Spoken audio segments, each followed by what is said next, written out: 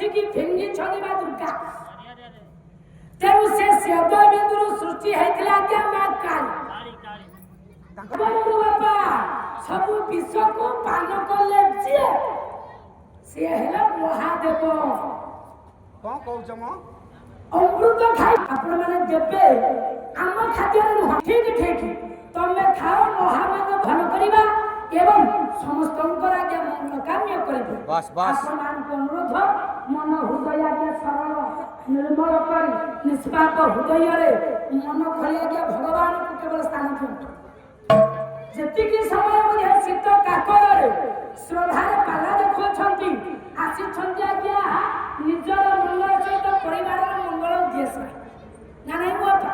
ତେଣୁ ହୃଦୟ ଖୋଲି ମନ ନିର୍ମଳରେ ଗୋଟାଏ ପଦ ଭଗବାନ ଶିବଙ୍କୁ ଆଜ୍ଞା ଆହ୍ୱାନ କରିବା। ଯାଉ ଏ ଅନୁଷ୍ଠାନର ମଙ୍ଗଳ ହବ ତତ ସହିତ ଏ ଗ୍ରାମ ସମସ୍ତଙ୍କର ଆଜ୍ଞା ମଙ୍ଗଳ ହବ। ତେଣୁ ଗୋଟାଏ ପଦ ଆଜ୍ଞା ରାବଣ କୃତ ଶିବ ତାଣ୍ଡବ ଗାଇ ଆଗକୁ ଆଜ୍ଞା ଲକ୍ଷ୍ୟ କରିବା। ଭଲ ବିଷୟଟା କରିବେ ଆଜ୍ଞା। ହଁ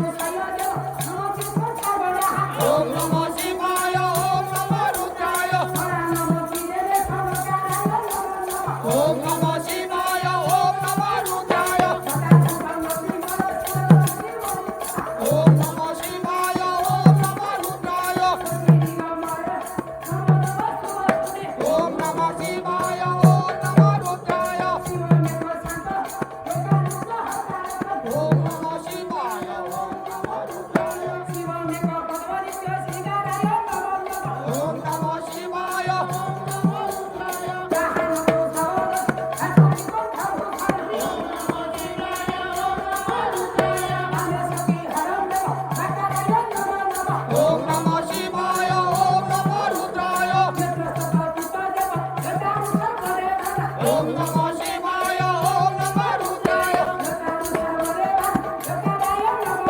ओम नमो शिवाय ओम नमो रुद्राय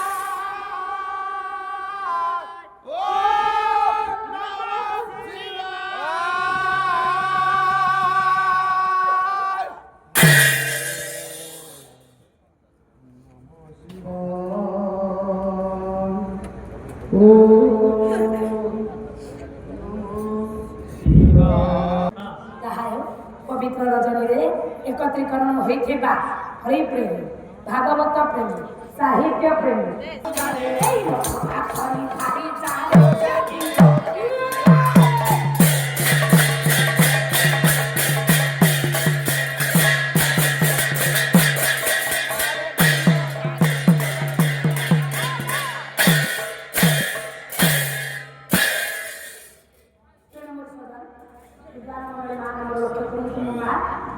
রাজা হেলেন্দ্র পুত্র জয়ন্তর জন্মদিন উপলক্ষে আয়োজন করেছিল সুধর্ম সভা অষ্ট অপ্সরীଙ୍କ ମଧ୍ୟରୁ ଆଗେ ଜଣେ ଅପ୍ସରୀକୁ ଆଦେଶ ଦେଇଛନ୍ତି ନୃତ୍ୟ ଗୀତ କରିବା ଉଦ୍ଦେଶ୍ୟ ଆଜ୍ଞା ଆଜ୍ଞା ଯେତେବେଳେ ନୃତ୍ୟ ଗୀତ ଅଙ୍ଗଭଙ୍ଗୀ ଦେଖାଇ ଆଜ୍ଞା ଅପ୍ସରୀ କରିଛି ରାଜା ହେଲେନ୍ଦ୍ର କର୍ମ ଇନ୍ଦ୍ରିୟକୁ ଆଜ୍ଞା ଚଳଚଞ୍ଚଳ କରି ଆୟତ୍ତାଧୀନ ନ କରି ସେ ଅପ୍ସରୀର ଗଣ୍ଡ ଦେଶରେ ଅନେକ ଚୁମ୍ବଦାନରେ ହେ ହେ ଭଗବାନ ଇନ୍ଦ୍ର ଇଏ ଗୋଟେ କୁକର୍ମ କରିବା ପାଇଁ ତମକୁ ଟିକେ ଲଜ୍ଜା ଲାଗିଲା ନାହିଁ ଭୁଲ ହେଲା ବସିଛନ୍ତି ସମସ୍ତ ଦେବଗଣମାନେ ତେଣୁ ଅର୍ଥରେ ଗଣ୍ଡ ଦେଶରେ ଚୁମ୍ବଦାନ କରି ତମେ ଭୁଲ ମାଗୁଛ ତମ ଭୁଲର ପ୍ରାୟଶ୍ଚିତ ନାହିଁ ଆଜି ଏ ଦେବସଭାରେ ତମକୁ ଦିଆଯିବ ଅଭିଶାପ ହେ ଇନ୍ଦ୍ରଦେବ ଥରେ ନୁହଁ ଏମିତି ବାରମ୍ବାର ତମେ ଭୁଲ କରି ଚାଲିଛ এই থরক মতে ক্ষমা কর ତମେ ଆଜି ଦେବସଭା ଡକେଇଛ ଏତେ ମନ୍ତ୍ରୀ ପ୍ରାତ୍ରଗଣ ବସିଛନ୍ତି କେତେ କେତେ ଋଷି ମାନେ ବସିଛନ୍ତି ସମସ୍ତଙ୍କ ଆଗରେ ସାମାନ୍ୟ ଗୋଟେ ବସି ଗଣ୍ଡ ଦେଶରେ ତମେ ଚୁମ୍ବ ପ୍ରଦାନ କରିଛ ଘରେ ଘରେ କୁଳାଙ୍ଗାର ଚାପାଇଆ ସାଦର ମହାଇ ସିଂହାସନ ତ ସପନି କୁଟ ଦୂର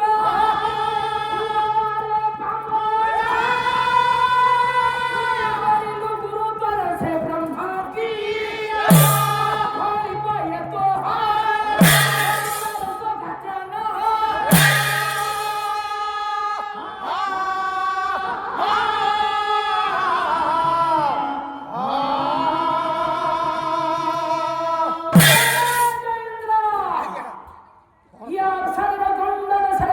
থরক পাই মতে ক্ষমা কর କ୍ଷମା ନାହିଁ ସେଦିନ ମଧ୍ୟ ଏଇଭଳି ଗୋଟେ ଭୁଲ କରିଥିଲା ଗୁରୁପତ୍ନୀ ଅହଲ୍ୟାର ସତୀ ଲୁଣ୍ଠନ କରିଥିଲା ମନେ ପଡୁଛି ଇନ୍ଦ୍ର ପାଇଥିଲା ଅଭିଶାପ ଆଜି ଏଇ ଇନ୍ଦ୍ର ସଭାରେ ତମେ ଯୋଉ କୁକର୍ମଟା କରିଲ କ୍ଷମା ନାହିଁ ଅଭିଶାପ ତୁମ ପାଇଁ ଅଭିଶାପ କଣ ଜାଣିଛ ଦିନେ ନୁହେଁ ବର୍ଷେ ନୁହେଁ 5 ବର୍ଷ ନୁହେଁ ତମେ 12 ବର୍ଷ ପାଇଁ ହେବ ବନ ଦାମିରେ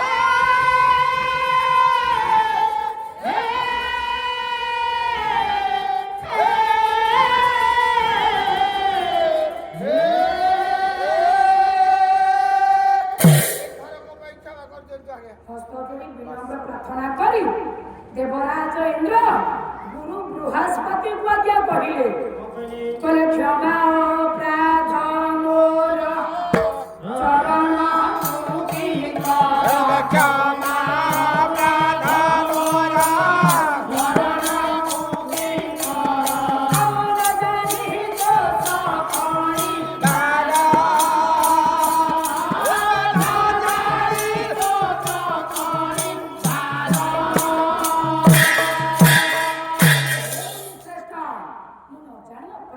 ଦେଇଛି ସାଧାରଣ ଗୋଟିଏ ଅପ୍ସରୀର ଗଣ୍ଡ ଦେଶରେ ଚନ୍ଦ୍ରଦାନ ଦେଇଛି କର୍ମେନ୍ଦ୍ର ଚଳଚଞ୍ଚଳ ନିଜକୁ ସାଧନାଧୀନ ରଖିପାରିବି ନାହିଁ ତେଣୁ ମୋତେ କ୍ଷମା କରନ୍ତୁ ଏଇ ଥରକ ମାତ୍ର ଏଇ କୁକର୍ମ ମୋତେ କ୍ଷମା କରନ୍ତୁ ତୁମେ ଯୋଉ ଭଳି ଅପକର୍ମ କରିଛ ଇନ୍ଦ୍ର ହଁ ଦେବସଭାରେ କେତେ କେତେ ଋଷିମାନେ ବସିଛନ୍ତି ସଚରାଚର ଦେବତାମାନେ ବସିଛନ୍ତି 33 କୋଟି ଦେବତାମାନେ ବସିଛନ୍ତି ହଁ ମୁଁ ଦେଖିପାରୁଛି ମାନ୍ୟଗଣ୍ୟ ବ୍ୟକ୍ତିମାନେ ବସିଛନ୍ତି ତମକୁ ଟିକେ ଲଜ୍ଜା ଲାଗିଲାନି ଗୋଟେ ସାଧାରଣ ଉର୍ବଶୀ ସେ ହଉଛି ସ୍ୱର୍ଗର ଅପ୍ସରୀ ଗଣ୍ଡ ଦେଶରେ ତୁମେ ଚୁମ୍ବ ପ୍ରଦାନ କର ବିଜ୍ଞ ସଜନମାନେ ବସିଛନ୍ତି ଯୋଗୀମୁନି ଋଷିମାନେ ବସିଛନ୍ତି ହେଲେ ଇଏ କୁକର୍ମଟା କରିବା ପରେ ମୁଁ ଅନୁତାପ କରୁଛି ଆଜି ଆଜି ଏ ବୃହସ୍ପତି ତୁମକୁ ଅଭିଶାପ ଦେବ ତାମାନେ 12 ବର୍ଷ ପାଇଁ ତୁମେ ଇନ୍ଦ୍ର ଆସନରୁ ଗାଦିଚ୍ୟୁତ ହବ ନା ନା ମୋତେ ଅଭିଶାପ ଦିଅନ୍ତୁ ନାହିଁ ସେ ପାରିବ ନାହିଁ ତୁମେ ଇନ୍ଦ୍ର ଥରେ ମାତ୍ର ଇଏ ଇନ୍ଦ୍ର ଆସନ ଶୁଣି ପଡ଼ିବ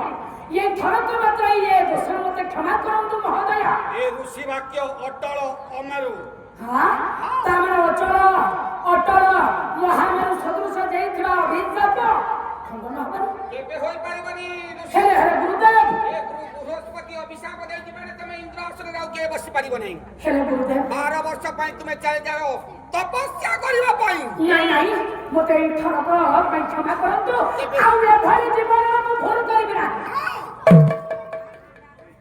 ତାମାନେ ମୋତେ କ୍ଷମା ଦେବନି କେବେ ହେଲେ ତମକୁ କ୍ଷମା ନାହିଁ ତମେ କ୍ଷମାର ବାଟରେ ନୁହେଁ ଇନ୍ଦ୍ର ଥରେ ନୁହଁ 2 ଥର ବାରମ୍ବାର ତୁମେ ଏମିତି ଭୁଲ କରି ଚାଲିଛ ବାରବାର ଭୁଲ କରିଥିବାରୁ ଆଜ୍ଞା ଗୁରୁ ବୃହସ୍ପତି କହିଲେ ନା ନା ଇନ୍ଦ୍ର ଯଦି ଏଇ ଥରକ ତୁମକୁ କ୍ଷମା ଦିଆଯିବ ତମର ବାରବାର ଭୁଲ କରିବାର ଗୋଟେ ସାହସ କରିଥିବ ମନେ ପଡୁଛି ଇନ୍ଦ୍ର ତମର ଗୁରୁ ବୃହସ୍ପତି ଆଜି ତୁମକୁ କହୁଛି ମନେ ପକେଇ ଦଉଛି ସବୁବେଳେ ମନେ ଅଛି ହେ ଗୁରୁଦେବ ଗୌତମ ସ୍ତ୍ରୀ ଅହଲ୍ୟାଙ୍କର ସତୀତ୍ୱ ଲୁଣ୍ଠନ କରିଥିଲେ ବୋଲି ସେ ଅଭିଶାପ ଦେଇଥିଲେ ତୁମେ ଶରୀରରେ ସହସ୍ର ଯୋନି ହୋଇଥିଲା ହଁ ବ୍ରହ୍ମାଙ୍କୁ ତପସ୍ୟା କରିବାରୁ ସହସ୍ର ଯୋନି ପରିବର୍ତ୍ତେ ସହସ୍ର ଚକ୍ଷୁ ତମେ ଧାରଣ କରିଛ ତାମାନେ ଆଜି ମଧ୍ୟ ସେଇଭଳି ଗୋଟେ କୁକର୍ମ କରିଛି 12 ବର୍ଷ ପାଇଁ ତମେ ଇନ୍ଦ୍ରାସନରେ ବସି ପାରିବନି ସ୍ୱର୍ଗ ମଣ୍ଡଳରେ ଆଉ ରାଜା ହୋଇପାରିବନି ଇଏ ଇନ୍ଦ୍ର ଏ ଆସନ ଭଗବାନଙ୍କର ତୁମେ ରାଜା ହୋଇପାରିବନି ଚାଲି ଯାଅ ଇନ୍ଦ୍ର ଚାଲି ଯାଅ ଯେତେ ଆଜ୍ଞା କାକୁତି ମିନତି ହେଲେ ଦେବରାଜ ଇନ୍ଦ୍ର ସମସ୍ତ ଦେବଗଣ ମାନେ ଗୁରୁ ବୃହସ୍ପତି ମୁଖ ଆଜ୍ଞା ନତମସ୍ତକ ହୋଇ କହିଲେ ଏଇ ଥରକ ଯଦି ତମକୁ କ୍ଷମା ଦିଆଯିବ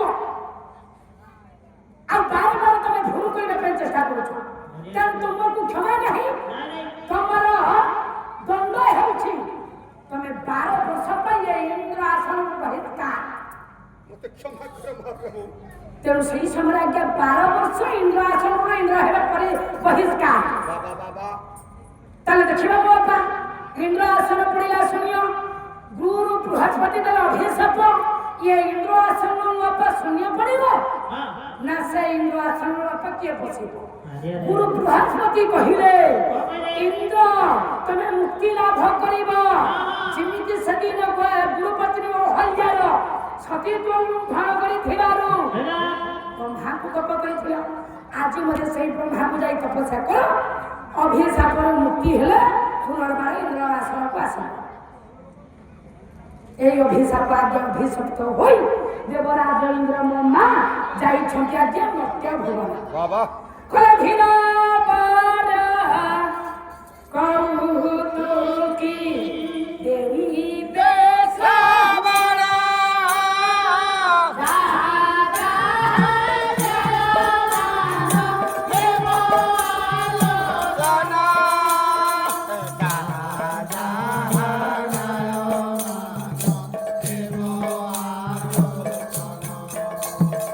গুণকারী মহাগুরু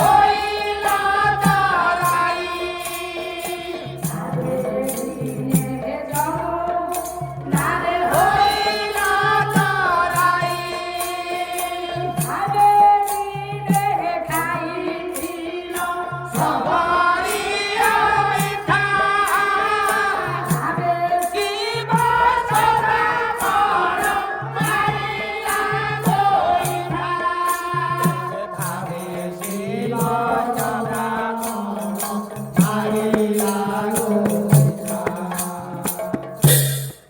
ତେଣୁ ମୋର ସଜା ବିବାହ ମଣ୍ଡଳୀ ମାନ ଲକ୍ଷ୍ୟ କରନ୍ତୁ ଗଲେ ଆଜ୍ଞା 12 ବର୍ଷ ତପସ୍ୟା କଲେ ସ୍ୱର୍ଗଧୀଶ୍ୱର ଦେବରାଜ ଇନ୍ଦ୍ର ତାହେଲେ ଦେଖିବା ସେଇ ଇନ୍ଦ୍ର ଆସନ ମୋ ବାପା ଆଉ କିଏ ବସେ ମନ୍ତ୍ରୀ ଏମଏଲଏ ଆଜ୍ଞା ହୁଅନ୍ତୁ ପ୍ରଧାନମନ୍ତ୍ରୀ ହୁଅନ୍ତୁ ଯଦି କହିଲେ ଆଜ୍ଞା ନିଜ ଆସନ ଇସ୍ତଫା ଦେଉଛନ୍ତି କୌଣସି କୁକର୍ମ ହେତୁ ବା କୌଣସି ଅଭିଯୋଗ ହେତୁ ପୁଣି ସେ ଆସନ ପୂର୍ଣ୍ଣ ହେଉଛି ଆଉ ଥରେ ବାଇ ଇଲେକ୍ସନ ହଉଛି ତ ସେଇ ନୀତି ଦେଖିବା ଦେବରାଜ ଇନ୍ଦ୍ରଙ୍କର ଆଜ୍ଞା ଆସନରେ ହଁ ମୋ ମା ପୁନର୍ବାର ବସିଲେ ବିଶ୍ୱାସ କରିବନି ମୋ ସ୍ତ୍ରୀ ପୁଅ ୱାର୍ଡ ମେମ୍ବର ଥିଲା ସେ ମରିଗଲା ରେ ଯେମିତି ମରିଗଲେ ଆଉ ଥରେ ଇଲେକ୍ସନ ହେଲା ପୁଅ ବିଶ୍ୱାସ କରିବନି ମୋ ଭାଉଜକୁ ମୁଁ ୱାର୍ଡ ମେମ୍ବର କରିଦେଇଛି ନା ଆଉ କମ କଥା ଆଉ ନହେଲେ ସାହି କେମିତି ଚଳିଥାନ୍ତା କହିଲ ସେ ଚଳଉଛି ନା ଆଉ ପିଲାର ବୁଢ଼ାଗଲା ପଦାର୍ଥ ମହାନିଷ୍ପାତ କଣ ସ୍ୱାଦ ମହାତ ହିଟର ବାକି ସବୁ କୋଲେଷ୍ଟ୍ରଲ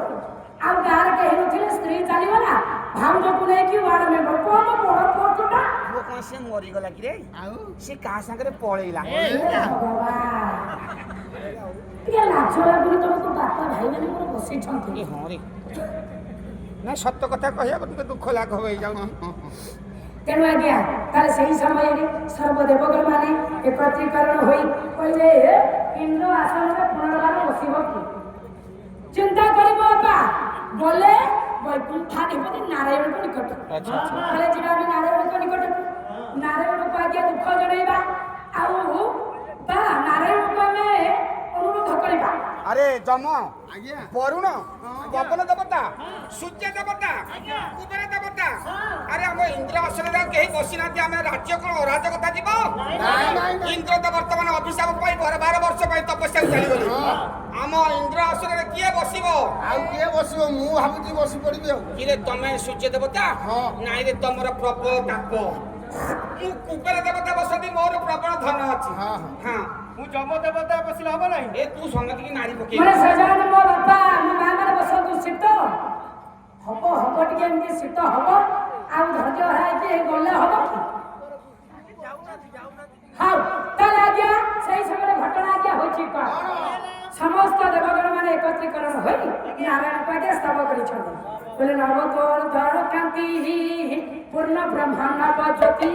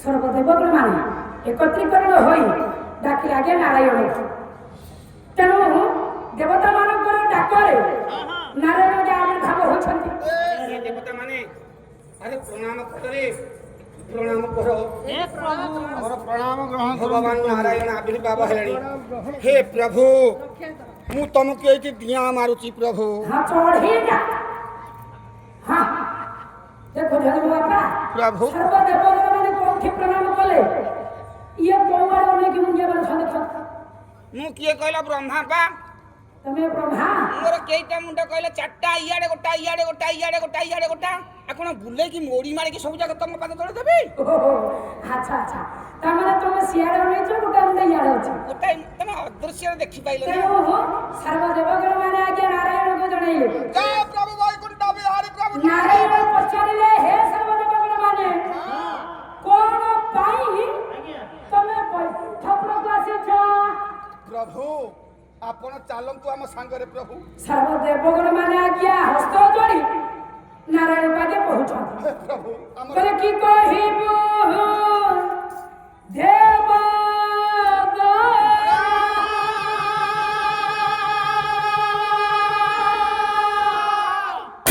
ପ୍ରଭୁ ଆପଣଙ୍କୁ କଣ କହିବୁ ସେ ଦୁଃଖ କଥା ଆମେ ତ ଆପଣ ତ କୁହନ୍ତୁନି ପ୍ରଭୁ ଆପଣ- ଆପଣ ସବୁ ଜାଣିଲା ବାଲା ଜାଣି ଶୁଣି କଣ ପାଇଁ ଏ ପ୍ରଶ୍ନ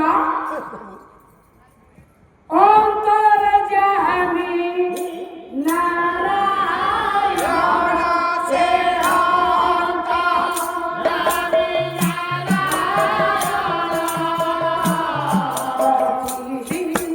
ହୋଇ ସତୀ করে রোদন অধীন হই সতী করে রোদন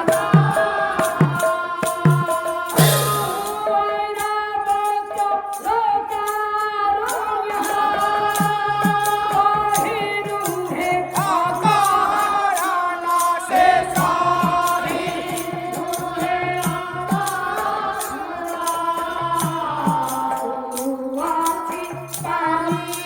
যাত নন্দন বন ঝুরু আজি পারি যাত নন্দন বন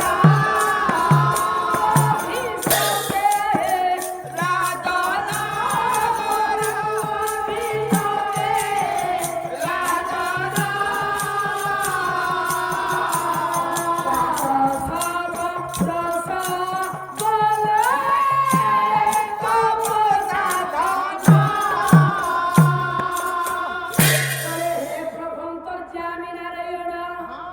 ଆପଣଙ୍କୁ ସବୁ ଜଣା ପ୍ରଭୁ ଜାଣି ଶୁଣି ପୁଣି କଣ ପାଇଁ ଅଭିନୟ କରୁଛନ୍ତି ଆପଣ ସର୍ବସ୍ୱ ଜାଣନ୍ତି ପ୍ରଭୁ ଐରାବତର କାରୁଣ୍ୟ ନା ସତୀ ମାତାଙ୍କର ଯେଉଁ ରୋଦନ ଇନ୍ଦ୍ରକୁ ହରାଇ ହଁ ଆଜି ଦେବତା ମାନେ ଆମେ ସମସ୍ତେ କାକୁସ୍ଥ ହେଇପଡ଼ିଛୁ ପ୍ରଭୁ ଶୁଣୁଛି ସ୍ୱର୍ଗ ମଣ୍ଡଳ ଦେବରାଜ ଇନ୍ଦ୍ରକୁ ତେଣୁ ସ୍ୱର୍ଗ ମଣ୍ଡଳରେ ଦେବରାଜ ଇନ୍ଦ୍ର କଲେ କୁକର୍ମ ସେ ହେତୁ ନେଇ ହିଁ ଗୁରୁ ବୃହସ୍ପତି ଦେଲେ ଅଭିଶାପ ପ୍ରଭୁ ତ ବର୍ତ୍ତମାନ ଇନ୍ଦ୍ର ଆସନ ହେଉଛି ହିଁ ଶୂନ୍ୟ ଆମେ ମାନେ ଏକାଠି ହେବାର କାରଣ ଆପଣ ଆସନ୍ତୁ ଆପଣ ଆସି ଇନ୍ଦ୍ର ଆସନରେ ବସି ଆମକୁ ଶାସନ କରନ୍ତୁ ପ୍ରଭୁ ନାରାୟଣଙ୍କ ସର୍ବଦେବ ମାନେ କହିଲେ ଆପଣଙ୍କ ଉପରେ ଆମେ ରାଜା ପାଇଲେ ନିଜକୁ ଧନ୍ୟ ମନେ କରିବୁ ଆପଣ ଆସନ୍ତୁ ହେ ଲୀଳାମୟ ଦେବ କାର୍ଯ୍ୟ ଶୂନ୍ୟମୟ ଆରେ ଦେବ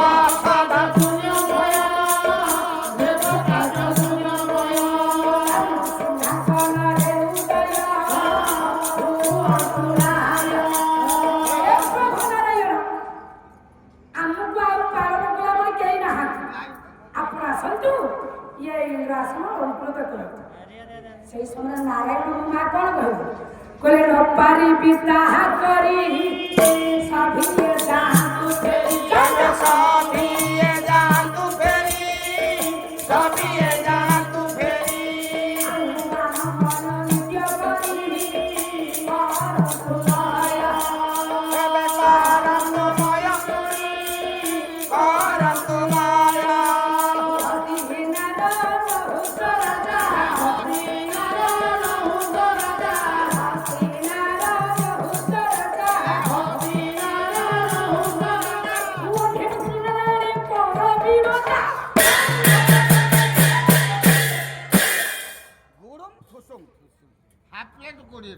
ହଁ ତୁ କଣ କେବ ହାଫ ପ୍ଲେଟ 20 ଟଙ୍କା କଣ କୋଉ ପ୍ଲେଟ ହାଫ ଆପଣ ହାଫ ପ୍ଲେଟ ଚାଉମିନ ଯୋଉ ଅଧାରେ କାଟିଦେଲେ ନାହିଁ ସେଇ ଗୋଟା କହୁଛି ହାଫ୍ ପ୍ଲେଟ୍ 20 ଟଙ୍କା।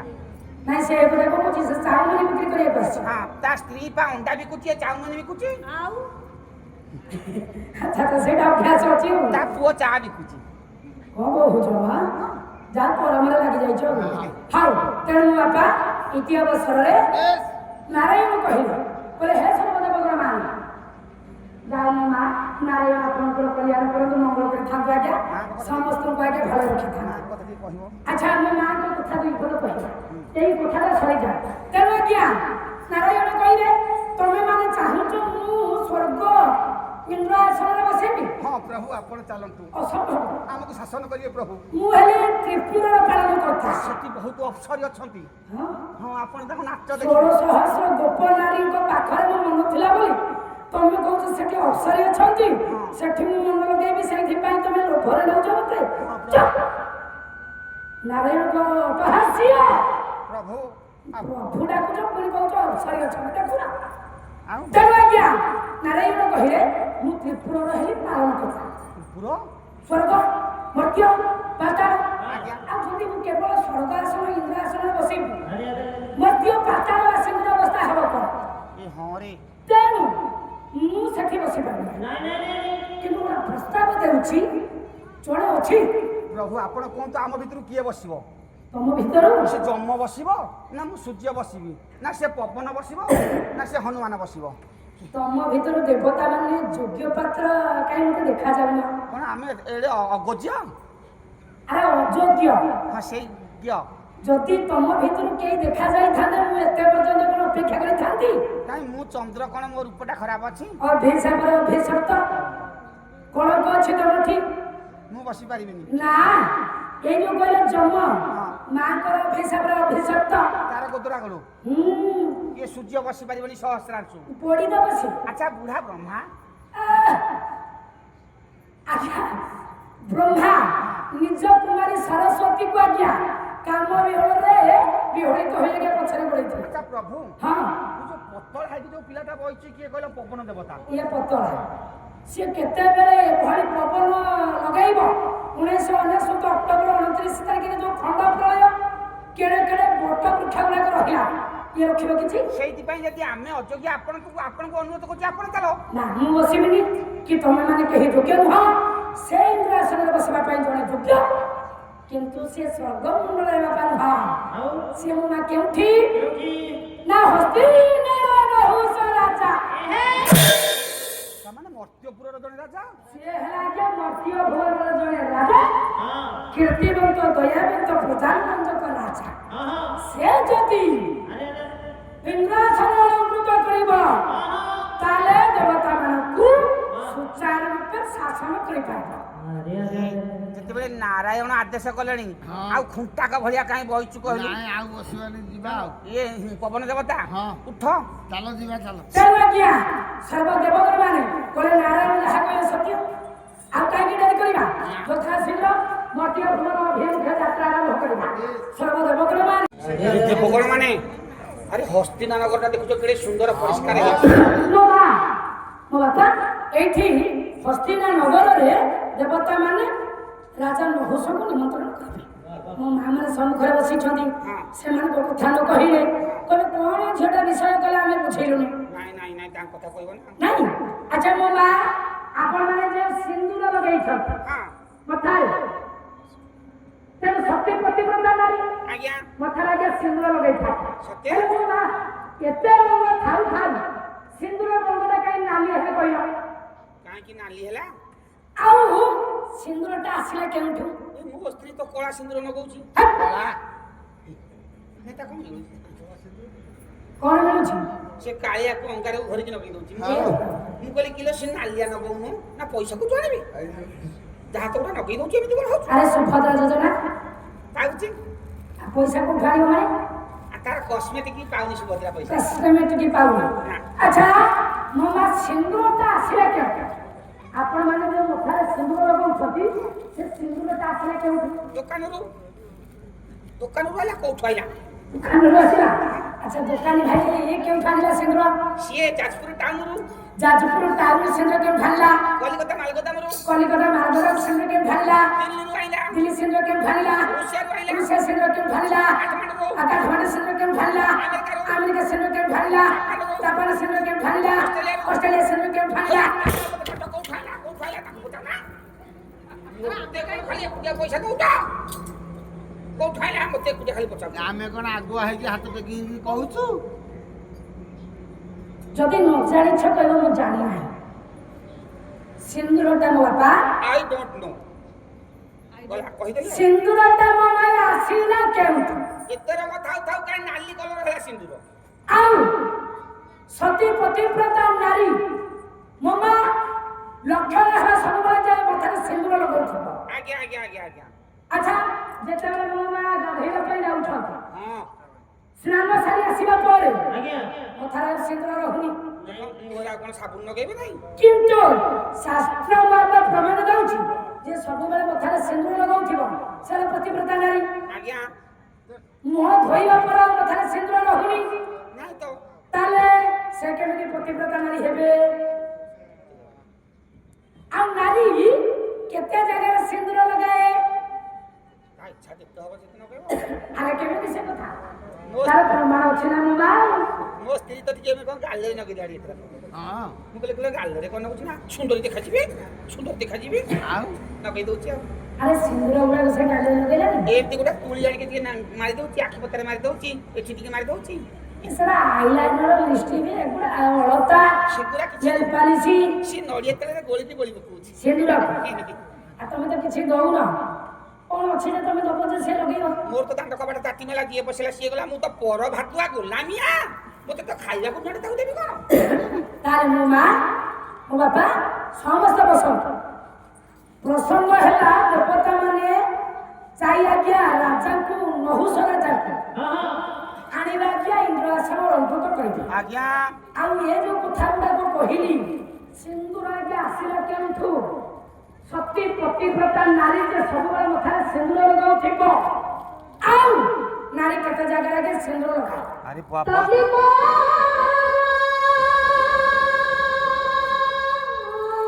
ଏ କଥା ଗୁଡାକର ମୁଁ ସବୁ ସମାଧାନ କରିବି ମାତ୍ର ଘଣ୍ଟାଏ ଆପଣଙ୍କର ଅଛି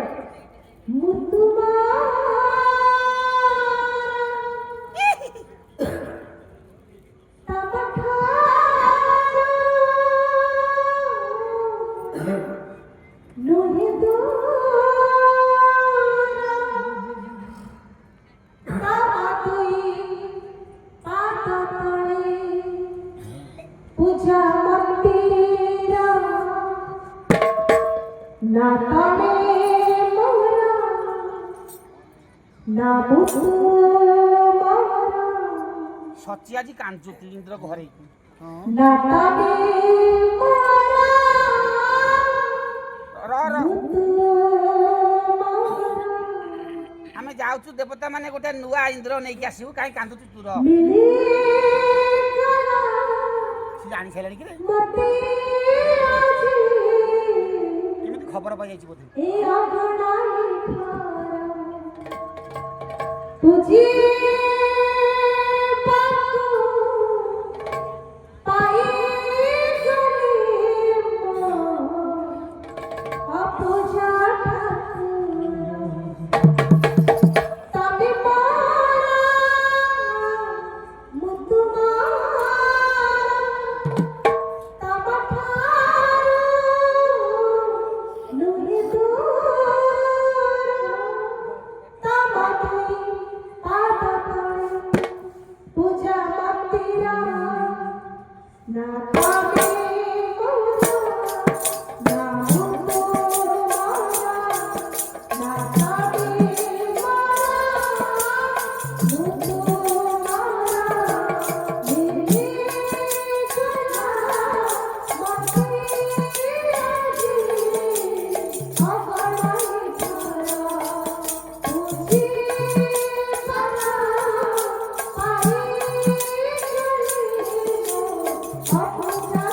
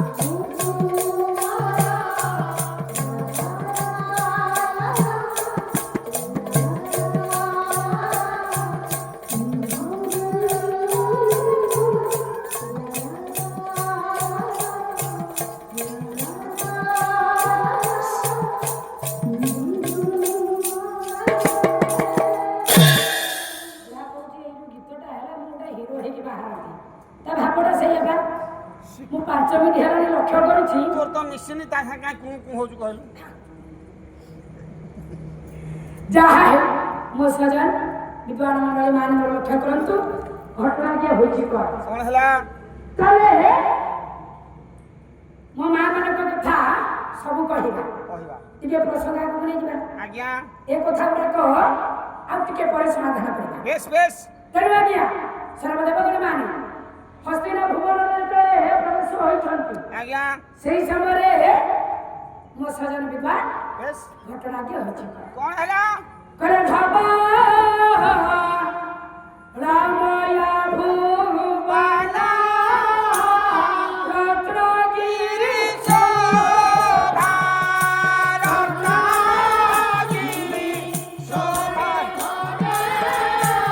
ରତ୍ନଗିରି ଶୋଭା ସେ ପୁରେ ନିଜିରୁକା ଅନ୍ତତି ମଘବା ଭାବି ତିଲୋକି ଦେବତା ଆରେ ଭାବି ଏବେ ବିଲୋକି ଦେବତା ମୁନି ସୁନ୍ଦର ଧ୍ୟାନ ହୋଇ ଜାଣ ହରି କଥା ଭାବି ବିଲୋକି ଦେବତା। ସର୍ବ ଦେବଗଣ ମାନେ ଆଗେ ବିଚାର କଲେ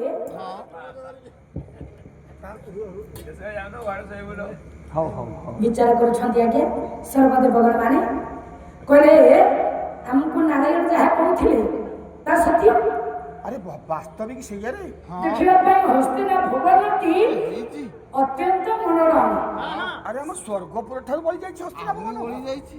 ସୁନ୍ଦରତା ଏଭଳି ହୋଇଛି ଦେବତା ମାନଙ୍କୁ ଆଗେ ଆକର୍ଷଣ କରୁଛି ଏଇ ଦେବତା ମାନେ ଚାଲ ଦେଖିବା ଭିତରେ ପ୍ରବେଶ କରିବାରେ। କହିଲେ ଭିଡ଼ ମୋର କହୁତ କି ଡେରିବେ ଶ୍ରବଣ ଡେରିବେ ଶ୍ରବଣ ହେବେ ଡେରିବେ ଶ୍ରବଣ ଯାହା ଯାହା ନାରାୟଣ ହେବ ଆଲୋଚନା ନାରାୟଣ ସଭିଙ୍କର କରନ୍ତୁ କଲ୍ୟାଣ କରନ୍ତୁ କଲ୍ୟାଣ ହେବେ କରନ୍ତୁ କଲ୍ୟାଣ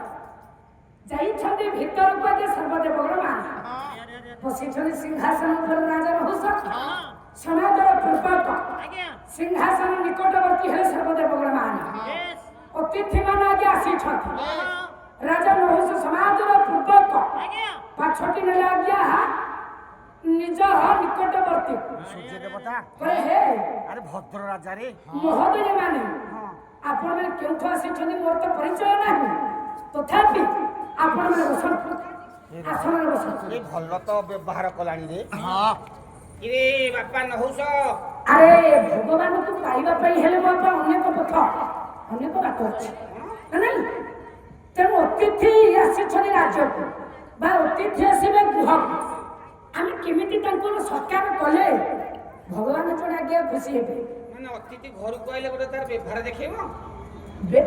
ଆରେ ବ୍ୟବହାର ବ୍ୟବହାର ଆମ ଘରକୁ ଯୋଉମାନେ ଯୋଗୀ ଭିକାରୀ ଆଉଛନ୍ତି ଓ ତା ତାଳୁକୁ ବାହାରେ ତା ଥାଳୁକୁ ବାହାରେ। ଏ ମୋ ମା ବସନ୍ତୁ ଶୀତ ହଉଛି ଆପଣ ତ ଖଣ୍ଡେ ଖଣ୍ଡେ ଘୋରି ହେଇଛନ୍ତି ଆମେ ତ କିଛି ଘୋରି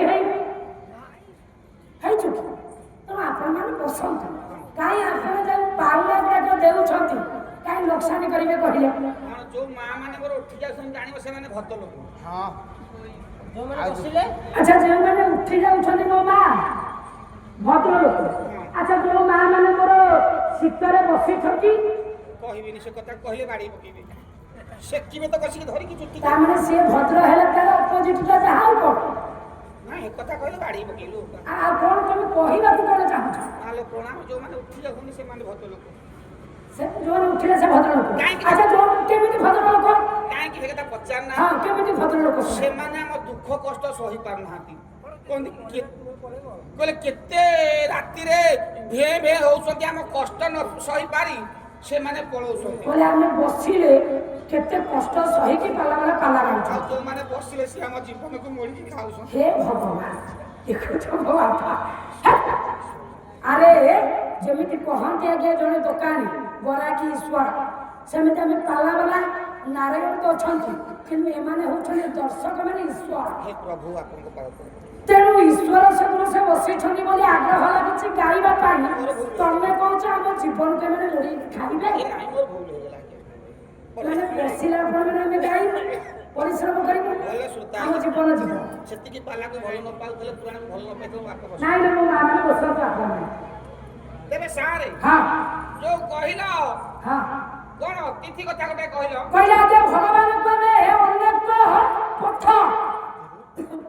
ଅନେକ ବାଟ ନେଇ ଆଜ୍ଞା ପାଇବା। ଅନେକ ପଥ ଅନେକ ବାଟରେ କେମିତି ପାଇବା? ଦ୍ୱାଦଶ ଭାଗବତ ଜଗନ୍ନାଥ ଦାସ ଆଜ୍ଞା କହିଛନ୍ତି କେମିତି ଆଜ୍ଞା କେଉଁ ଉପାୟରେ କେମିତି ଆଜ୍ଞା ପୂଜା କଲେ ଭଗବାନଙ୍କୁ ଆଜ୍ଞା ପାଇବା। ଭାଗବତରେ ଜଗନ୍ନାଥ ଦାସ କହିଲେ କହିଛନ୍ତି ବାପା କହିଲେ ସୂର୍ଯ୍ୟ ଅନଲେ କିବା ଜଳେ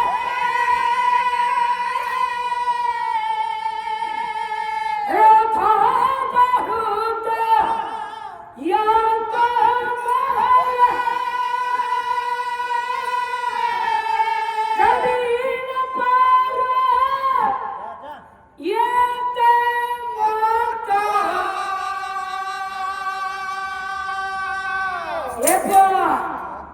ଗୃহে ଯେ ଅତିଥି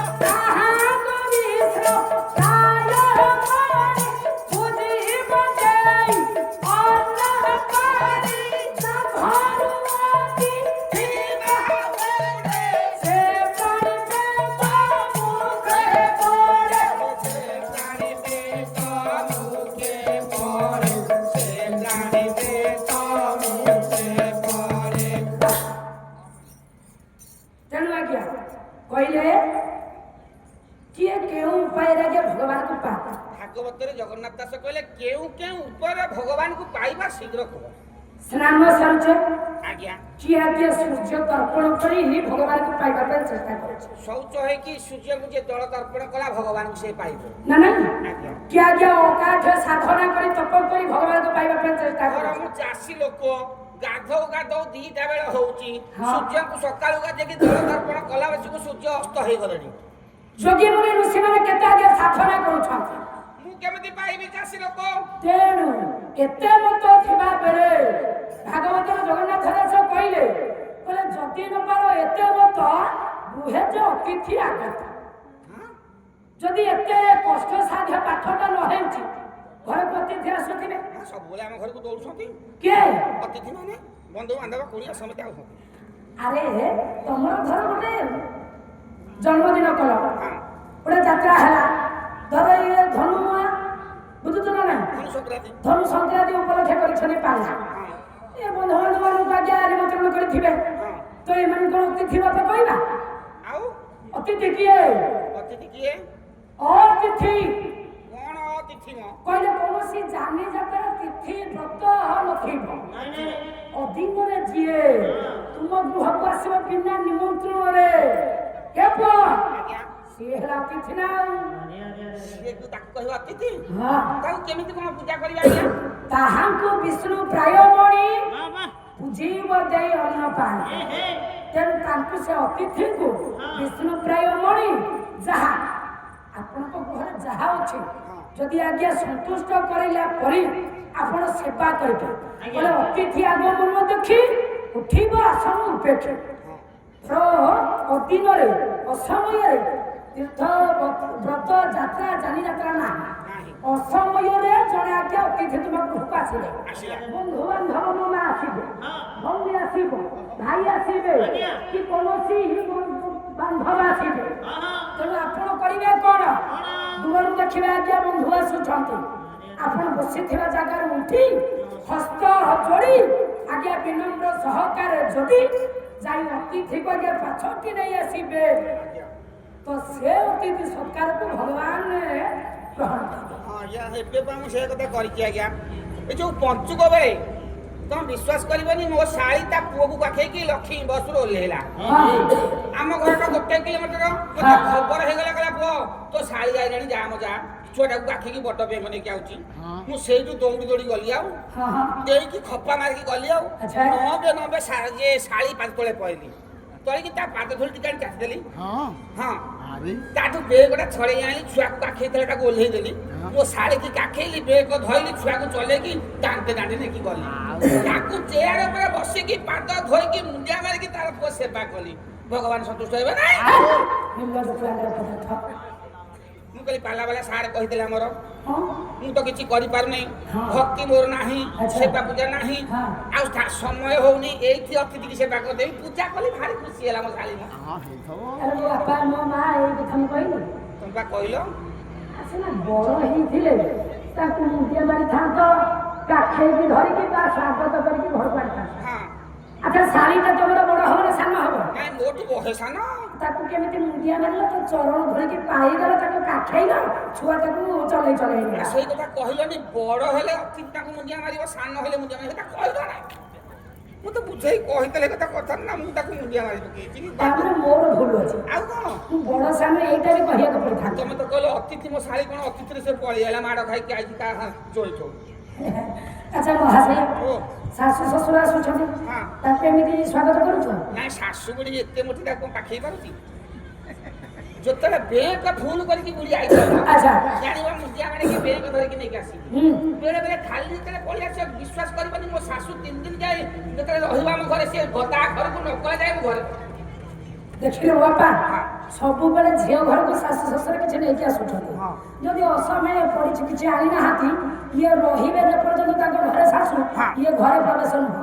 4-6 ଦିନ ରହୁ ବୁଢୀ ମୁଁ ଘରେ ବସିବି ନାହିଁ ନା କାଳେ ସ୍ୱାଗତ କରିବା ପାଇଁ ଖାଇବା ପିଇବା ପାଇଁ ମଟନ ଚିକେନ ପନିର ଛତୁ ଏଗୁଡ଼ା କାଳେ ଦେବା ପାଇଁ ପଡ଼ିବ ଥଣ୍ଡା ଦେବା ପାଇଁ ପଡ଼ିବ ଆଉ ଘରେ ସାରା ପ୍ରବେଶ କଲେ ଇଏ ସ୍ତ୍ରୀ ବରାଦ ଦେବ ଇଏ ଛୁଆ କଣ ଶାଶୁ ପାଇଁ କିଭଳିଆ ସ୍ୱାଗତ ଶାଳୀକି କାଖେଇକି ନେଇକି ଆସିଛି।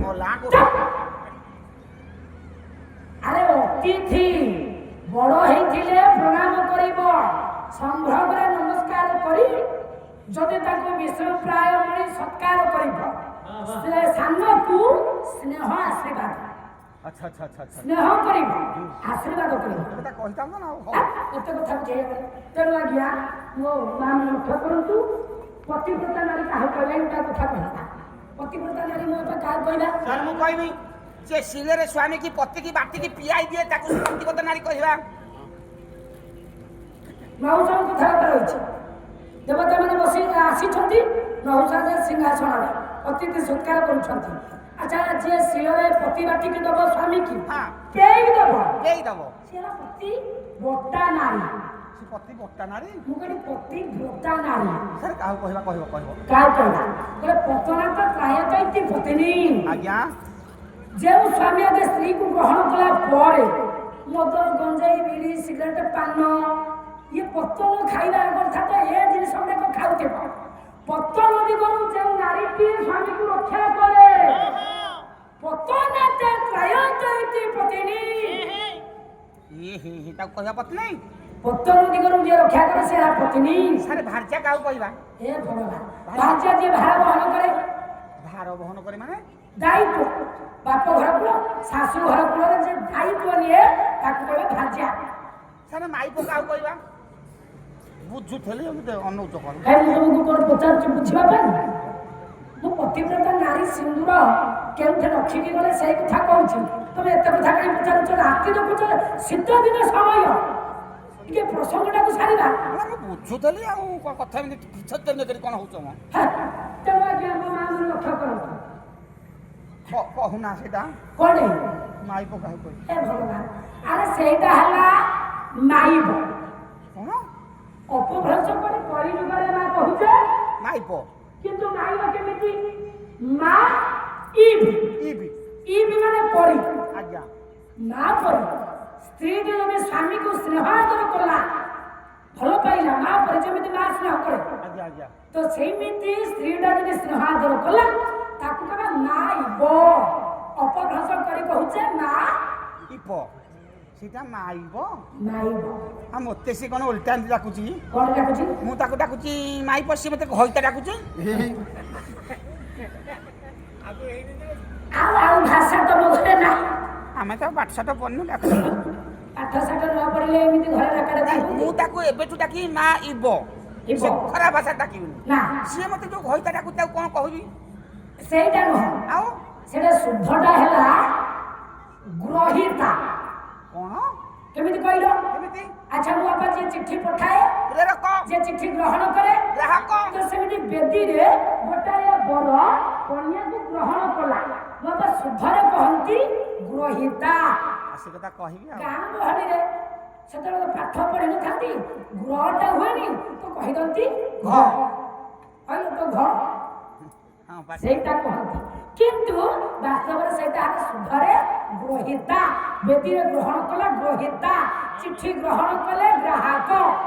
ଆଜ୍ଞା ବୁଝିଗଲି ବୁଝିଗଲି, ତାକୁ ବୁଝେଇଦେବି ଡାକିବ ମୋତେ ସେଇ ନା ବୁଝାନି, ବହୁତ ବୁଝଉଛ। ତେଣୁ ଆଜ୍ଞା ମୋ ମା ମାନେ ଲକ୍ଷ୍ୟ କରନ୍ତୁ, ପତିବ୍ରତା ନାରୀ ଯେ ସବୁବେଳେ ମଥାରେ ସିନ୍ଦୁର ଲଗାଉଥିବ, ଆପଣଙ୍କ ମାନେ ଯେତେବେଳେ ଗାଧେଇ ଯାଉଛନ୍ତି, ମୁହଁ ଧୋଇ ହେଇଯାଉଛି, ମଥାରେ ସିନ୍ଦୁର ରହୁନି, ତାହେଲେ କୋଉଠି ଆଜ୍ଞା ସିନ୍ଦୁରଟା ରଖିକି ଗଲେ ଆପଣ ପତିବ୍ରତା ନାରୀ ହେବେ? କୋଉଠି ସିନ୍ଦୁରଟାକୁ ଆଜ୍ଞା ମୋ ମା ରଖିକି ଯିବେ? ଡବା ଖୋଳରେ ନା କୁହ କୁହ କୁହ। ଡବା ଖୋଳରେ ନୁହେଁ ପୁଅ। ଯେତେବେଳେ ଗାଧେଇବା ପାଇଁ ମୋ ମା ମାନେ ଯିବେ, କେତେବେଳେ ଯିବେ? ବ୍ରହ୍ମ ମୁହୂର୍ତ୍ତ ସମୟ, ଅମୃତ ବେଳା ସମୟ ଆଜ୍ଞା, ରାତି ପାହିନଥିବ। ଏଇ ଶୀତ କାଳରେ ମା ସ୍ୱାମୀ ଶୟନ କରିଥିବେ, ସ୍ୱାମୀ ଶୟନ ପୂର୍ବରୁ ସ୍ତ୍ରୀଟି ଉଠି ଆପଣ ବାଥରୁମ କରିଥାନ୍ତି, ପୋଖରୀ ହେଉ ନଦୀ ହେଉ ବା ନିକଟରେ ଯେଉଁଠି ଆଜ୍ଞା ଝରଣା ହେଉ ଗାଧେଇବା ପାଇଁ ଯିବେ, ସ୍ୱାମୀ ଶୟନ କରିଥିବେ, ସ୍ୱାମୀ ଶୟନ ପୂର୍ବରୁ ସ୍ତ୍ରୀଟି ଉଠି ଆଜ୍ଞା ସ୍ୱାମୀଙ୍କର ପାଦ, ବୁଝୁଛ? ପାଦ କହିଲେ ଡାହାଣ ପାଦର ବୃଦ୍ଧାଙ୍ଗୁଷ୍ଠୀରେ, ମଥା କହିଲେ ମୁଣ୍ଡଟା ଲାଗିବ, ଇଏ ମଥା ଲାଗିବ ସ୍ୱାମୀଙ୍କର ପାଦରେ, ପାଦକୁ ଯିବ ମଥାର ସିନ୍ଦୁର, ଅର୍ଥାତ ପ୍ରଣାମଟିଏ କରି ମୋ ମା ଯିବେ ଗାଧେଇବା ପାଇଁ। ଆଚ୍ଛା, ଗାଧେଇ ଆସିଲା ପରେ ମଥାରେ ସିନ୍ଦୁର ରହୁନି, ପୁଣି ପୁନର୍ବାର ଗାଧେଇ ଆସି ଆଜ୍ଞା ସ୍ୱାମୀ ଶୟନ କରିଥିବେ, ସ୍ୱାମୀଙ୍କ ପାଦରେ ପୁନର୍ବାର ଗୋଟେ ପ୍ରଣାମ କରିବେ। ତେଣୁ ମଥାର ସିନ୍ଦୁର ଆଜ୍ଞା ଇଏ ସ୍ୱାମୀଙ୍କ ପାଦରେ ଲାଗିଥିଲା, ପୁଣି ପୁନର୍ବାର ଗାଧେଇବା ପରେ ଯେତେବେଳେ ପ୍ରଣାମ କରିବେ ଆସିବ ମଥାକୁ ସିନ୍ଦୁର। ସିଏ ହେଲା ଆଜ୍ଞା ପତିବ୍ରତା ନାରୀ। ନା ସାର୍ ଏବେ ତ ଶୀତ ଦିନ, ଖରା ଦିନ ଯୋଉ ମାସେ ମାସେ ଆମେ ଘରେ ରହୁଛୁ, ଯୋଉ ପାଲା ବାହାରେ ବୁଲୁଛୁ, ଆଚ୍ଛା। ଘରକୁ ତ ମାସ ମାସ କଲେ ଯାଉନି। ହଁ। ମୋ ସ୍ତ୍ରୀ କ'ଣ ମୋ ବାପା ଗୋଡ଼ରେ ମୁଣ୍ଡିଆ ମାରିକି ଯାଉଛି ଗାଧେଇ? ସେ ଶ୍ୱଶୁର ହେବେ, ଆଉ କ'ଣ ମୋ ବଡ଼ ଭାଇ ଗୋଡ଼ରେ? ଦେଢ଼ଶୁର ଛୁଇଁବନି ସେ। ଆଉ ତାହେଲେ ସେ ପତିବ୍ରତା ନୁହଁ? ନା ତମ କଥା ନୁହଁ, ଯେଉଁମାନେ ଦୂର ବିଦେଶରେ ରହୁଛନ୍ତି ସେ ମା ମାନେ କାହା ପାଦ ତଳେ ସିନ୍ଦୁରଟାକୁ ରଖିଲେ ପତିବ୍ରତା ନାରୀ ହେବେ, ସେ କଥା କୁହ ନା ନାଇଁ ବାପା? ଏ କଥା ସମାଧାନ କରିବା। ପତିବ୍ରତା ନାରୀର ଲକ୍ଷଣ ଆଗେ କହିଲେ, ଆଉ କୋଉଠି ବାପା ବାସ୍ତବରେ ସ୍ୱାମୀ ନଥିଲେ ସିନ୍ଦୁରଟାକୁ ରଖିକି ଗଲେ ପତିବ୍ରତା ନାରୀ ହେବେ? ନାରୀ କେତେ ଜାଗାରେ ସିନ୍ଦୁର ଲଗାଏ, ଆଉ ନା ସିନ୍ଦୁରଟା ଆସିଲା କେମିତି? ଏଗୁଡ଼ାକ ସମାଧାନ କରିବା।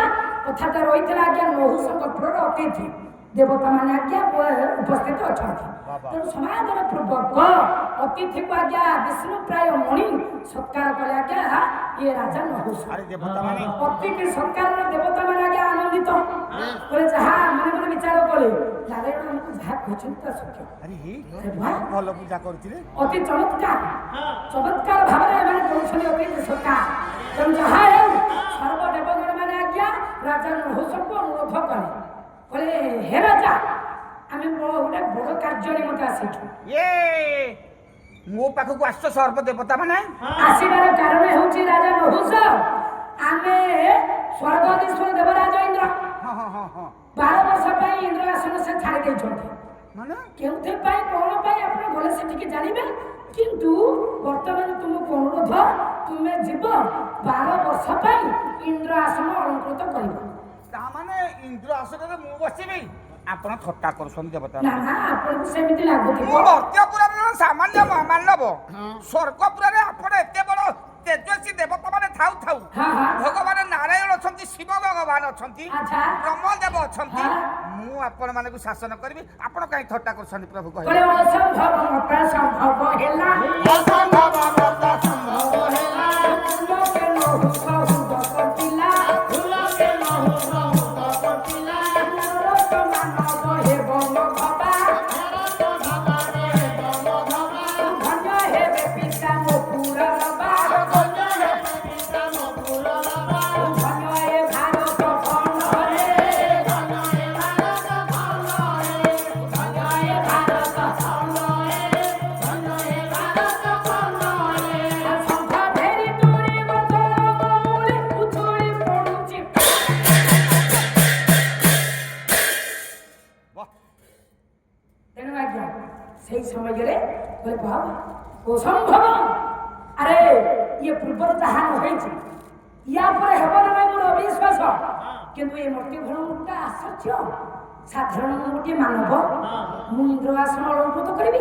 ଏ କଥା ସ୍ୱୟଂ ନାରାୟଣ କହିଛନ୍ତି। ନାରାୟଣ ଆପଣ ବସିବେ ଇନ୍ଦ୍ରାସନରେ। ଧନ୍ୟ ଐରାବତ ହସ୍ତ ଧନ୍ୟ ଧନ୍ୟ ମୁଁ ରାଜା ନହୁଷ, ଧନ୍ୟ ଏ ଭାରତ ଭୂଖଣ୍ଡ, ଧନ୍ୟ ମୋ ପିତା ପ୍ରରବା, ଧନ୍ୟ ଏ ପ୍ରଜାମାନେ।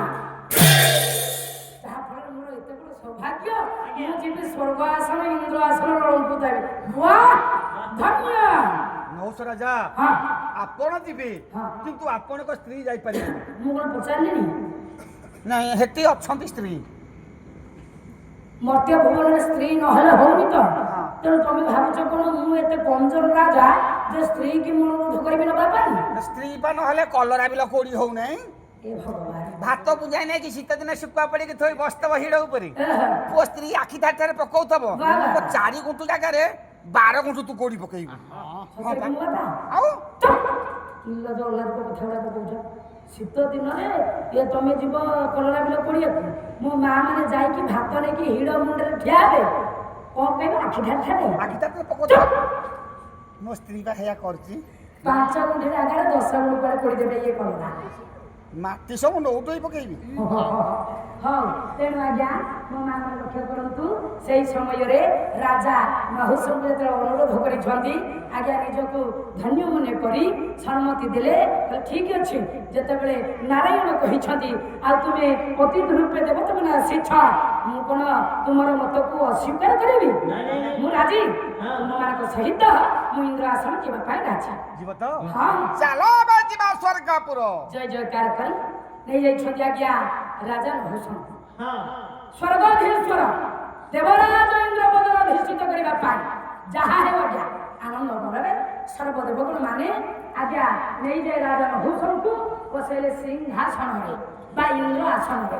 ତେଣୁ ପ୍ରଜାମାନଙ୍କର ଆନନ୍ଦ ଆଜ୍ଞା କହିଲେ ନ ସରେ। ଅଷ୍ଟ ଅପ୍ସରୀ ଆଜ୍ଞା ଯେତେବେଳେ ଗୋଟାଏ ମହୋତ୍ସବ ବା କୌଣସି ଆଜ୍ଞା ଇଲେକ୍ସନର ମନ୍ତ୍ରୀ ଏମଏଲଏ ପ୍ରଧାନମନ୍ତ୍ରୀ ଆଜ୍ଞା ଜିତିଲେ, କେତେ ବାଜା କେତେ ଆଜ୍ଞା ବାଣ କେତେ ଗୀତ ନୃତ୍ୟ ହେଉଛି ନା ନାହିଁ? ତାହେଲେ ଦେଖିବା ରାଜା ମର୍ତ୍ତ୍ୟ ଭୁବନରେ ଆଜ୍ଞା ଯାଇ ସ୍ୱର୍ଗଧୀଶ୍ୱର ଦେବରାଜ ଇନ୍ଦ୍ର ପଦରେ ଅଧିଷ୍ଠିତ ହେଇଛନ୍ତି। ସର୍ବ ଅଷ୍ଟଅପ୍ସରୀ ଏବଂ ପ୍ରଜାମାନେ ଆନନ୍ଦ ମନରେ ଆଜ୍ଞା ସ୍ୱୀକାର କରିଛନ୍ତି ଏ ରାଜା ନହୁଷଙ୍କୁ। ହେଲେ ଆଜ୍ଞା ଇଏ ମର୍ତ୍ତ୍ୟ ଭୁବନର ରାଜା ନହୁଷ ସ୍ୱର୍ଗଧୀଶ୍ୱର ଦେବରାଜ ଇନ୍ଦ୍ର ପଦରେ ଅଧିଷ୍ଠିତ। ମଣିମା ଆପଣ ଅଧୈର୍ଯ୍ୟ ହୁଅନ୍ତୁନି, ଆପଣ ବସନ୍ତୁ। ଆପଣଙ୍କ ପାଇଁ ସବୁ ବ୍ୟବସ୍ଥା ହେଇଛି, ଖାଇବା ପିଇବା। ଆଜି ଦିନରେ ମୋର ଟିକେ ନୃତ୍ୟ ଗୀତର ସମାବେଶ ଦରକାର। କଣ ପ୍ରଭୁ ଆପଣ ଆସୁ ଆସୁ ସାଙ୍ଗେ ସାଙ୍ଗେ ରାଜା ହଉ ହଉ ନୃତ୍ୟ ଦେଖିବା? ଇଏ ଯୋଉ ରାଜା ମୁଁ ହେଇଛି ଏ ଆନନ୍ଦର ଦିନ। ମୋ ଅଭିଶାପରେ ଅଭିଶପ୍ତ ଅରଣ୍ୟରେ ହେବ ଅଜଗର ସର୍ପ। କ୍ଷମା ପ୍ରାର୍ଥନା ମାଗିଲେ ଆଜ୍ଞା କହିଲେ ହେ ମହୋଦୟ, ହେ ଋଷି ମୋତେ କ୍ଷମା କର।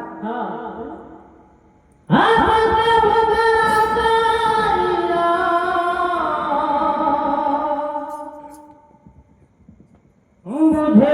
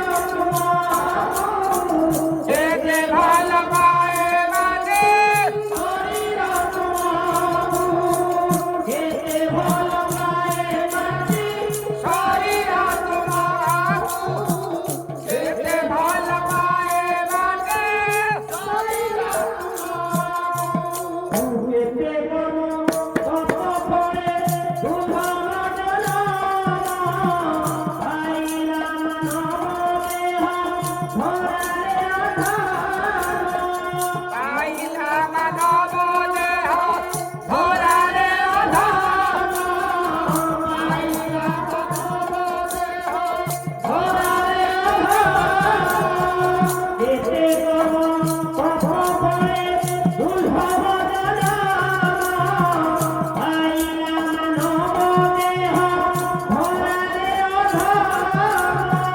ପାଇଲା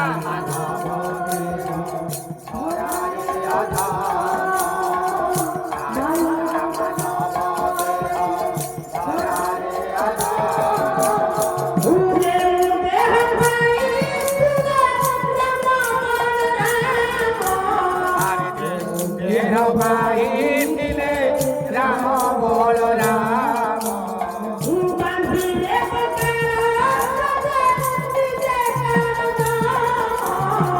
ବାନ୍ଧିଲେ ବକାର ସତେ ନିଜେ କାଳ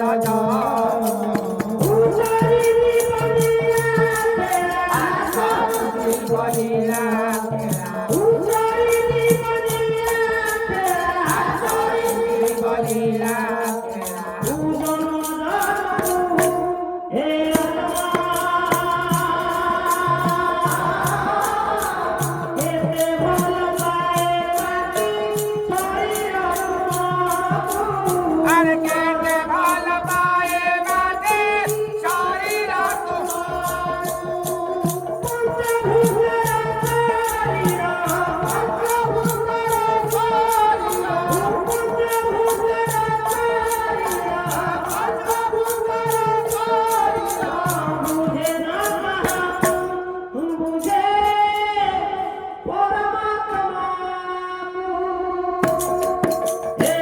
ଯେତେବେଳେ ଯାଉଥିଲେ ମୋର ପୁତ୍ର ବିଦାୟ ଦେବା ପାଇଁ ଇଏ ଦାଣ୍ଡର ଘାଟରେ କଥା ହେଉଛନ୍ତି କୁଆଡେ ଆମ ପୁଅକୁ ନେଉଛନ୍ତି ଯଜ୍ଞ କୁଣ୍ଡରେ ସ୍ୱାହା କରିବା ପାଇଁ। ଆରେ ନାଇଁ ନାଇଁ ତମେ ଭୁଲ ଶୁଣିଥିବ। ମୁଁ ଭୁଲ ଶୁଣିଛି? ରାଜାଙ୍କର ପୁତ୍ର ନାହିଁ ତ ପୁଅ କରି ରଖିବେ ତାକୁ। ନାଇଁ ନାଇଁ ତମେ ସେମିତି କୁହ ନା। ଯଦି ବା ସତ କଥା ହେଇଛି ତାହେଲେ ଚାଲ ଯିବା ଆମେ ରାଜାକୁ ପୁରକୁ। କଣ ରାଜ୍ୟ ସାରା ସମସ୍ତେ କଥା ହଉଛନ୍ତି? ସମସ୍ତେ କଥା ହେଉଛନ୍ତି ମୁଁ ଶୁଣିଛି। ମୋ ପୁତ୍ର ଯାଉଛି ଯଜ୍ଞ କୁଣ୍ଡରେ ସ୍ୱାହା ହେବା ଦରକାର ନାହିଁ। ଧନ ନେଇଯା ଏ ଧନ ନେଇଯା ମୋ ପୁଅ ଦରକାର। ଚାଲ ଯଥାଶୀଘ୍ର ଚାଲ ଯିବା ଚାଲ ଚାଲ। କାନ୍ଦି କାନ୍ଦି ଆଜ୍ଞା କାକୁତି ମିନତି ହୋଇ ଚିତ୍କାର କରି ଆଜ୍ଞା ଭଗବାନଙ୍କୁ ଡାକି ଡାକି ବ୍ରାହ୍ମଣ ବ୍ରାହ୍ମଣୀ ଆଜ୍ଞା ଯାଉଛନ୍ତି। ରାଜା ଆଜ୍ଞା ଯଜାତିକୁ ଡାକି ଡାକି ଯେତେବେଳେ ଯାଉଛନ୍ତି ସେଇ ସମୟରେ ପହଞ୍ଚି ଯାଇଛନ୍ତି ଆଜ୍ଞା ପୁତ୍ରକୁ ନେଇ ସୁସଜ୍ଜିତ କରି ଯଜ୍ଞ କୁଣ୍ଡ ଆଜ୍ଞା ଚତୁଃପାର୍ଶ୍ୱରେ ବ୍ରାହ୍ମଣ ମାନେ ଆଜ୍ଞା ଶ୍ଲୋକ ପାଠ କରୁଛନ୍ତି, ସ୍ୱାହା କରୁଛନ୍ତି। ଓମ୍ ବ୍ରହ୍ମଦେବାୟ ସ୍ୱାହା ଇଦଂ ବ୍ରହ୍ମଦେବାୟ। ଓମ୍ ବରୁଣଦେବାୟ ସ୍ୱାହା ଇଦଂ ବରୁଣଦେବାୟ। ଓମ୍ ଦଶଦିଗପାଳାୟ ସ୍ୱାହା ଇଦଂ ଦଶଦିଗପାଳାୟ। ଶେଷ ସ୍ୱାହାରେ ପୁତ୍ର ହେବା ଆଜ୍ଞା ବିସର୍ଜନ। କାନ୍ଦି କାନ୍ଦି ଆଜ୍ଞା ବ୍ରାହ୍ମଣ ବ୍ରାହ୍ମଣୀ ଆଜ୍ଞା ପିତାମାତା ଚାଲି ଆସୁଛନ୍ତି। ପହଞ୍ଚି ଗଲେ ଆଜ୍ଞା ରାଜାଙ୍କ ନିକଟରେ। ହେ ମହାରାଜ କହିଲେ ହେ ରାଜା ଯେ ପୁତ୍ରଟିକୁ ତୁମେ ଆଣିଛ ନା? ଆମେ ହଉଛୁ ସେ ଅଭାଗା ଅଭାଗିନୀ ପିତାମାତା। ଇଏ ଧନ ତୁମର ନେଇଯାଅ, ଆମ ପୁଅକୁ ଫେରାଇ ଦିଅ। ଆମେ ଜାଣିନଥିଲୁ ଆମ ପୁତ୍ର ଆସୁଛି ଯଜ୍ଞକୁଣ୍ଡକୁ ସ୍ୱାହା ହେବା ପାଇଁ। ତା ମାନେ ଅଜ୍ଞାତବଶତଃ ଇଏ ସାହୁକାର କହିଛନ୍ତି ମିଛ କଥା। ତମେ ସ୍ୱଇଚ୍ଛାରେ ଦେଇନା? ସେ କହିଛନ୍ତି ତମର ଗୋଟେ ପୁଅ ଦରକାର, ହେଲେ କହିନାହାନ୍ତି ପୁଅ ଆସିକି ଯଜ୍ଞକୁଣ୍ଡରେ ସ୍ୱାହା ହବ। ମୋ ପିତା ପତେ ଉଦ୍ଧାର ନ ହୁଅନ୍ତୁ। ଦୟାବନ୍ତ ଆଜ୍ଞା ରାଜା କହିଲେ ସତ୍ୟ ସତ୍ୟ ପ୍ରଚାର କରିଥିଲି ମୁଁ, ହେଲେ ଇଏ କର୍ମଟା କରିଛି କିଏ? ସେ ଜାଣିଲେ ଆଜ୍ଞା ସାହୁକାର କହିଲେ ଯଜ୍ଞକୁଣ୍ଡରେ ପଛେ ମୁଁ ନିଜେ ସ୍ୱାହା ହେବି, ପିତା ନ ହୁଅନ୍ତୁ ଉଦ୍ଧାର, ହେଲେ କୋଉ ମାର କୋଳରୁ ମୁଁ ପୁତ୍ରକୁ ଶୂନ୍ୟ କରିବି ନା। ଦୟାବନ୍ତ ରାଜା ଯଜାତି କହିଲେ ଚାଲ ଦେଖିବା। ଯଜ୍ଞକୁଣ୍ଡ ନିକଟରେ ଆଜ୍ଞା ଯାଇ ପ୍ରବେଶ ଯେତେବେଳେ ହୋଇଛନ୍ତି ଆଜ୍ଞା ପ୍ରବେଶ ପୂର୍ବରୁ ଦୟାନିଧି ଶୁଣିଦେଲା ଆଜ୍ଞା ପିତାମାତାଙ୍କର କଣ୍ଠ। ଚିହ୍ନେଇ ପାରିଲେ ପିତାମାତା ଆସୁଛନ୍ତି।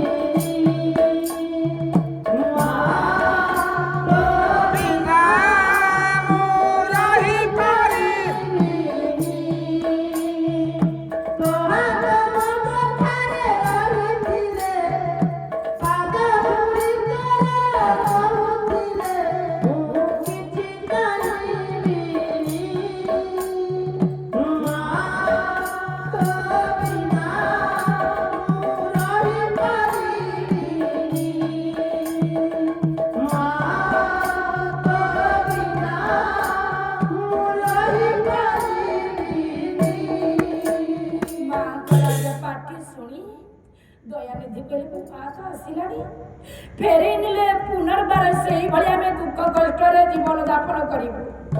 ଯଦି ମୋ ପାଇଁ ମୋ ଭାଇ ମୋ ପିତାମାତା ଉଦ୍ଧାର ହେବେ ତାହେଲେ ବର୍ତ୍ତମାନ ଏ ଯଜ୍ଞ କୁଣ୍ଡରେ ଦୟାନିଧି ହେବ ସ୍ୱାହା। ଶେଷ ଆଜ୍ଞା ସ୍ୱାହା କରିବା ପୂର୍ବରୁ ବ୍ରାହ୍ମଣ ମାନେ ଦୟାନିଧି ସେ ଯଜ୍ଞ କୁଣ୍ଡକୁ ଆଜ୍ଞା ଡେଇଁ ପଡ଼ିଛି। ନିସ୍ତବ୍ଧ ହୋଇଛି ଆଜ୍ଞା ଯଜ୍ଞ କୁଣ୍ଡ। କୁଳାରେ ସ୍ୱାହା କରିବା ପୂର୍ବରୁ ପୁତ୍ରଟା ଡେଇଁ ପଡ଼ିଲା। ସରିଗଲା ସବୁ। ପିତାମାତା ପହଞ୍ଚିବା ପୂର୍ବରୁ ଯଜ୍ଞ କୁଣ୍ଡରେ ସ୍ୱାହା ଲାଗେ ଦୟାନିଧି। ସେଇ ସମୟରେ ଆଜ୍ଞା ଇଏ ପାଇଥିବା ଅଭିଶାପ ଆଜ୍ଞା ଯେ କି ଇନ୍ଦ୍ର ବା ରାଜା ନହୁଷ କହିଲେ ହେ ପୁତ୍ର ହେଲି ଉଦ୍ଧାର ହେଲେ ଏଣେ ଆଜ୍ଞା ପିତାମାତା ବ୍ରାହ୍ମଣୀ ପୁତ୍ରକୁ ଆଜ୍ଞା ହରେଇଛନ୍ତି କାନ୍ଦୁଛନ୍ତି ଆଜ୍ଞା। ଭୂଇଁ ପରେ ଲୋଟି ଯାଉଛି ଆଜ୍ଞା ବ୍ରାହ୍ମଣୀ କହିଲେ କେତେଟା ଧନ ପାଏ ମୋ ପୁଅ ଦୟାନିଧିକୁ ଆଜି ହଜେଇ ଦେ ମତେ କ୍ଷମା କର ପ୍ରଭୁ ନ ଜାଣିବା ବଶତଃ କେବଳ ମୁଁ ପାପ କରିଦେଇଛି। କାନ୍ଦୁଛନ୍ତି ଆଜ୍ଞା ବ୍ରାହ୍ମଣୀ ଯେତେବେଳେ କାନ୍ଦୁଛନ୍ତି ସେଇ ସମୟରେ ଇଏ ନିର୍ଦୋଷ ବ୍ରାହ୍ମଣଙ୍କର ହୃଦୟକୁ ଆଜ୍ଞା ଦେଖି ସରଳ ନିଷ୍ପାପ ହୃଦୟ ଆଜ୍ଞା ଦୟାନିଧିର ମୁଖକୁ ଦେଖି ଯଜ୍ଞ ନାରାୟଣ ଯେଉଁ ଆଜ୍ଞା ଲକ୍ଷ୍ମୀ ନାରାୟଣଙ୍କୁ ଆଜ୍ଞା ପୂଜା କରୁଛନ୍ତି ସେଇ ଆଜ୍ଞା ଯଜ୍ଞ ନାରାୟଣ ଆବିର୍ଭାବ ହୋଇ ଯଜ୍ଞ କୁଣ୍ଡକୁ ଆଜ୍ଞା ଦେଉଥିବା ପୁତ୍ରକୁ ଧରିଲା ଆଜ୍ଞା କୋଳାଗ୍ରତ କରି ଯଜ୍ଞ କୁଣ୍ଡରୁ କୋଳାଗ୍ରତ କରି ଯଜ୍ଞ ନାରାୟଣ ଆଜ୍ଞା ଧରି ଆଜ୍ଞା ଉପରେ ଯାହାକୁ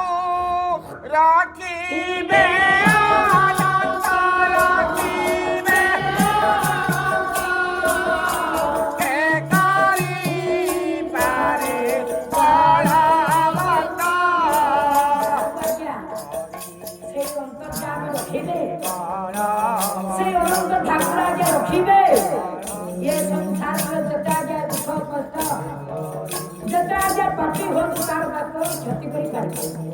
ତେଣୁ ପ୍ରଭୁ ଆଜ୍ଞା ରଖିବେ ରଖିଲେ ହରି ମାରିବ କିଏ ମାରିଲେ ହରି ଆଜ୍ଞା ରଖିବ କିଏ ଯଜ୍ଞ ନାରାୟଣ ଆଜ୍ଞା ସେ ପୁତ୍ରଟିକୁ ସାଉଁଟି ନେଇ ଯେତେବେଳେ ଆଜ୍ଞା ଯଜ୍ଞ କୁଣ୍ଡ ନିକଟରେ ଉପସ୍ଥିତ ହୋଇଛନ୍ତି ପିତାମାତା ଆଜ୍ଞା ଆନନ୍ଦିତ ହୋଇଛନ୍ତି। ତେଣୁ ଆନନ୍ଦ ମନରେ ପୁତ୍ରକୁ ଆଜ୍ଞା ପାଇଛନ୍ତି। କିନ୍ତୁ ଯେତେବେଳେ ବିସର୍ଜନ ହେଉଛି ଆଜ୍ଞା ପୁତ୍ରଟି ଯଜ୍ଞ କରିଥିବା ଆଜ୍ଞା ଇଏ ଯଜାତିଙ୍କର ଯଜ୍ଞ ଆଜ୍ଞା ସଫଳ ହୋଇଛି। ଉଦ୍ଧାର ହୋଇଛନ୍ତି ଆଜ୍ଞା ରାଜା ନହୁଷ। ଆଉ ଗୋଟିଏ କଥା ମୋ ବାପା ରହିଲା ପ୍ରଥମ ଇନ୍ଦ୍ର ହେବେ 12 ବର୍ଷ ପରେ ଆଜ୍ଞା ଉଦ୍ଧାର। ତେଣୁ ଯାହା ହେଉ କହିଲେ ଆଜ୍ଞା ଯାହାକୁ ରଖିବେ ଅନନ୍ତ କେ କରିପାରେ ବଳବନ୍ତ ଯାହାକୁ ଆଜ୍ଞା ପ୍ରଭୁ ରଖିବେ କେହି ଆଜ୍ଞା ମାରିପାରିବେ ନାହିଁ ଆଉ ଯାହାକୁ ଆଜ୍ଞା ପ୍ରଭୁ ମାରିବେ ତାକୁ ଆଜ୍ଞା କେହି ରଖିପାରିବେ ନାହିଁ। ହଉ ଆନୁଷ୍ଠାନ ମୂଳକ ଆଜ୍ଞା ପାଲା